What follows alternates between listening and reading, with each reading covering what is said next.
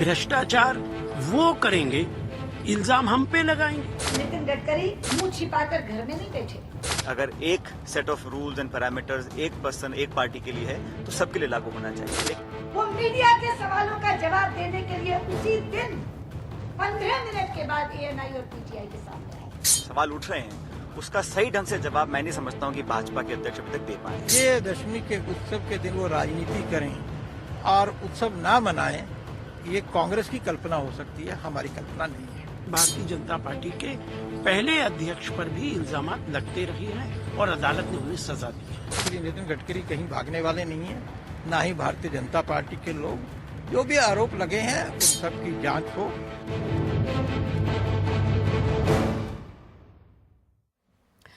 नमस्कार, शाम 6 बजे बड़ी खबर में चर्चा बीजेपी अध्यक्ष नितिन गडकरी की।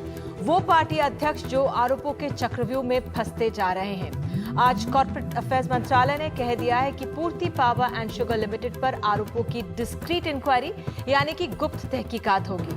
कंपनी लॉ के नियमों का क्या पूर्ति में पैसा लगाने वाली 18 कंपनियों ने पालन किया या नहीं, तफ्तीश की जाएगी। दूसरी तरफ आज दिल्ली आ रहे नितिन गडकरी ने राजधानी का दौरा टाल दिया।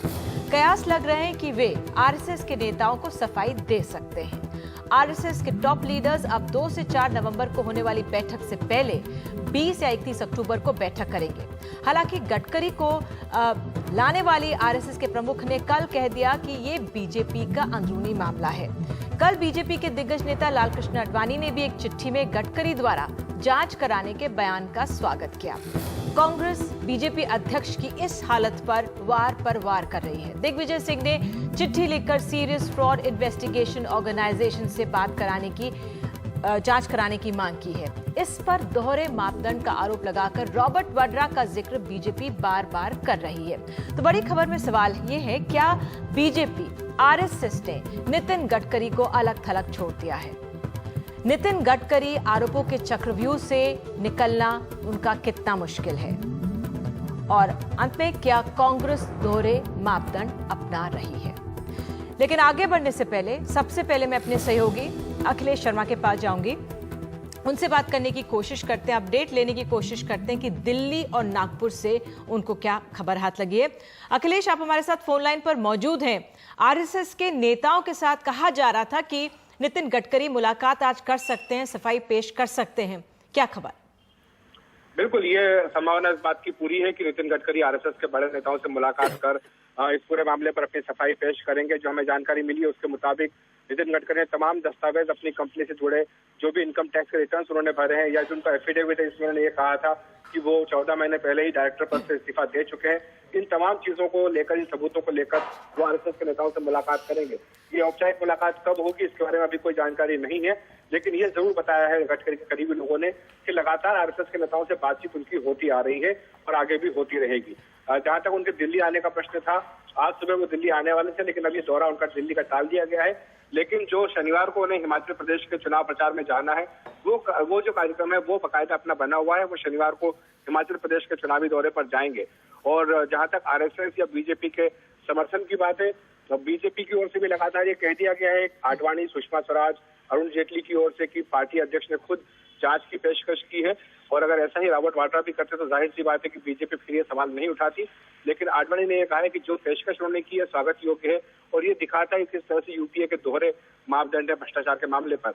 और इसी तरह से आरएसएस भी मुझे लगता है कि पूरी तरह से साथ खड़ा हुआ है।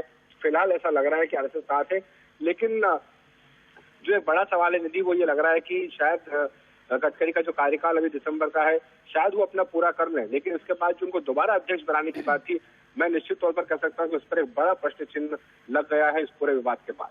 बिल्कुल, इस तमाम जानकारी के लिए अखिलेश शर्मा आपका बहुत बहुत शुक्रिया। तो यही बात अंत में जो अखिलेश ने कही है कि जो दूसरा कार्यकाल है उस पर प्रश्न चिन्ह लग गया है। जो उनका ये प्रेजेंट कार्यकाल है दिसंबर तक का है, शायद दिसंबर तक वो पार्टी अध्यक्ष बने रहेंगे, ये कहा जा रहा है। लेकिन दूसरे कार्यकाल पर जाहिर तौर पर सवाल इस समय कयास लगाए जा रहे हैं। हमारे साथ खास मेहमान जुड़ेंगे कुछ देर में, लेकिन फिलहाल हमारे साथ स्टूडियो में अजय ब्रह्मे कॉर्पोरेट वकील मौजूद हैं, ओम थानवी जी संपादक जनसत्ता मौजूद हैं, अजीत सावंत आरटीआई कार्यकर्ता भूपेंद्र यादव भी हमारे साथ बीजेपी के नेता जुड़ चुके हैं, साथ ही असलम शेख नेता कांग्रेस के हमारे साथ जुड़ चुके हैं। हमारे तमाम गेस्ट हमारे साथ आज पैनल मौजूद इस समय है। तो आगे बढ़ने से पहले, इस मसले को समझने से पहले मैं सबसे पहले जो हमारे साथ कॉर्पोरेट लॉ के एक्सपर्ट आज मौजूद हैं, अजय ब्रह्मे साहब, उनके पास जाऊंगी। अजय जी, जो पहली नज़र में गडकरी जी पर जो आरोप लगते हैं, आज जिस तरह से आज की खबर गडकरी मामले में ये रही कि जो तहकीकात, एक तरह से डिस्क्रीट इंक्वायरी की कह दिया गया मंत्रालय की तरफ से कि वो जांच होगी, शुरू हो गई है। जो उन पर आरोप लगे हैं कितने गंभीर आंके पहली नज़र में? देखिए, हमें शुरुआत यहाँ से करना चाहिए। आडवाणी जी का जो स्टेटमेंट आया है वो ये है कि उन्होंने ये कहा कि जो एलिगेशन है गडकरी साहब के खिलाफ वो स्टैंडर्ड्स ऑफ बिजनेस के ऊपर है, ना कि मिसयूज़ ऑफ पावर या करप्शन के ऊपर है, जबकि ऐसा नहीं है एक्चुअल में। इस पूरे मसले में दो तीन मेन पहलू आते हैं, निकल के आते हैं कि गडकरी साहब ने सबसे पहले जो उनका पूर्ति शुगर वाला जो अनुक्रम है, पावर की जो बात है कि जब वो पीडब्ल्यूडी मिनिस्टर थे उस दौरान इस जो प्रमोटर हैं उनको बहुत भारी भरकम कॉन्ट्रैक्ट्स दिए गए। Correct. और बाद में यही पैसा लगाती है उनकी पूर्ति कंपनी पर। Correct. यही उनको लोन देती हैं। यही उनकी कंपनी पर इन्वेस्टमेंट करती हैं। करेक्ट। तो ये एक मिसयूज ऑफ पावर तो है ही है। ठीक है। और मिसयूज ऑफ पावर से फिर अगर हम मिसयूज ऑफ पावर सिर्फ को देखें तो आई थिंक हमें अभी जो प्रोविजन जिनका इस्तेमाल करना चाहिए वो प्रिवेंशन ऑफ करप्शन एक्ट ज़्यादा उचित है।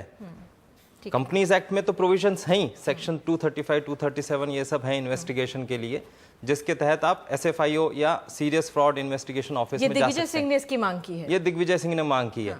लेकिन सीरियस फ्रॉड इन्वेस्टिगेशन ऑफिस में जा तो सकते ही हैं आप, क्योंकि काफ़ी सारी शेल कंपनीज के थ्रू इन्वेस्टमेंट इसमें हुआ है। That means dubious sources of investment है। मिसयूज ऑफ पावर जो हमने पीडब्ल्यूडी मिनिस्टर के दौरान उनके कार्यकाल के दौरान बात समझी। स्टैंडर्ड ऑफ बिजनेस की अगर हम बात करें तो जो एड्रेसेस दिए गए वो तमाम चैनल्स दिखा रहे हैं कि फर्जी एड्रेसेस दिए गए, और जो प्रमोटर, जो डायरेक्टर्स दिखाए गए वो एक उनके ड्राइवर हैं, एक उनके ज्योतिषाचार्य हैं, फिर आज एक खबर आई किस तरह से एक बेकर है। तो इस लिहाज से तो स्टैंडर्ड ऑफ बिजनेस पर भी सवाल उठता है। बिल्कुल 100% उठता है। इनफैक्ट मैं तभी बोल रहा हूँ कि जो आडवाणी जी का जो स्टेटमेंट है वो मुझे नहीं लगता कि सही स्टेटमेंट है, फॉर द सिंपल रीजन इसमें स्टैंडर्ड ऑफ बिजनेस तो आपका कोई मेंटेन आपने किया ही नहीं। अगर आप dubious sources of income, dubious sources से अगर आपको इनकम आ रहा है, that is first thing. Secondly, अगर आपके पास डायरेक्टर्स कुछ ऐसे हैं जिनके या तो नाम नहीं है या फिर उनकी कैपेबिलिटीज नहीं है, आपने उनको बना दिया just because they are quite close to you. Brahm ji, इसमें एक ही सवाल, एक तरफ तो ये जो इंक्वायरी चल रही है, दूसरी तरफ जिस तरह से आपने कहा कि प्रिवेंशन ऑफ करप्शन एक्ट के तहत इंक्वायरी हो, और तीसरी तरफ जो दिग्विजय सिंह जिस तरह से कह रहे थे कि सीरियस फ्रॉड इन्वेस्टिगेशन ऑर्गेनाइजेशन, तो ये एक आम आदमी के लिए मैं समझना चाहूंगी नजर से कि ये तीनों अलग अलग तरीके से इंक्वायरी हो सकती थी, लेकिन जो सरकार रास्ता अपना रही है, क्या वो नरम है या वो कैसा है?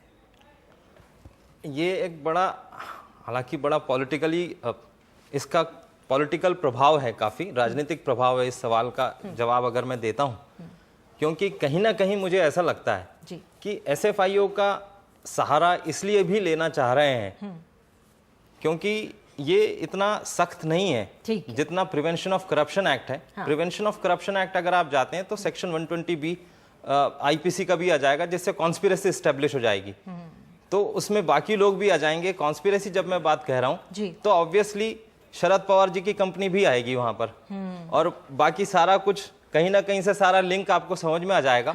और पता लगे, आपको ये समझ में आएगा कि पूरा ही कहीं ना कहीं everybody is hand in glove with each other.